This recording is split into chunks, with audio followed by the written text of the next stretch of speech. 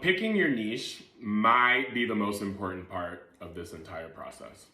I'm a firm believer that you have to have a passion for what you do.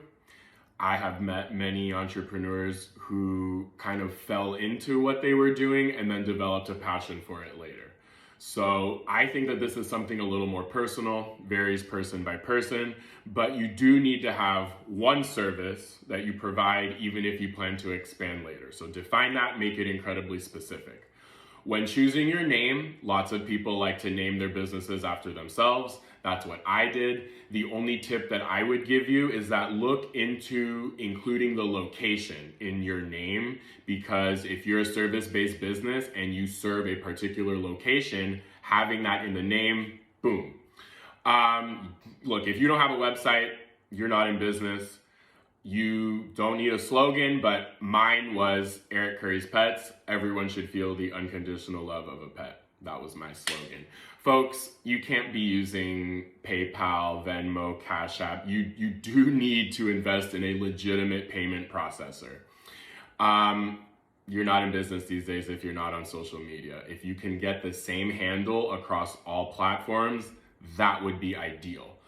I want to talk about your service contract because this is the other super important thing. And I believe there are 6 or 7 things that I want to focus on. So one is you need a very clearly defined release of liability, a statement that removes you from any liability in the event of something happening with your client, their child, their pet. I don't know so much about childcare. Pet care and childcare is very different. But again, a release of liability. You do need to have a very clearly defined description of the service that you are providing, that you are offering, so that there is no question. You also should provide what the limits of that service actually are, so what you do and what you are not going to do.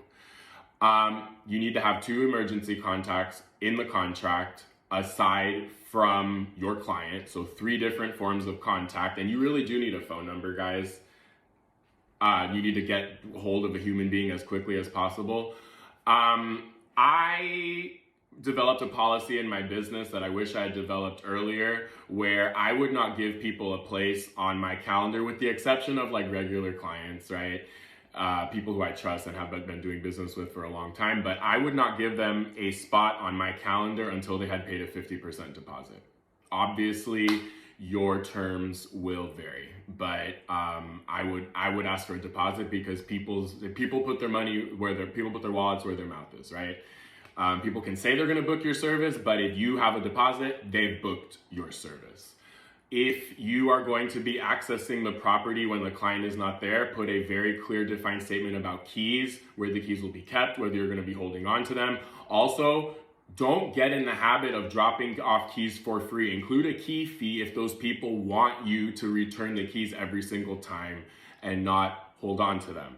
Last but certainly not least, please charge a cancellation rate, okay? Take my word for it. Do not be letting people cancel on you for free. That is your time and it is valuable. There are other fees like travel fees, etc., that will vary according to the type of business that you are running.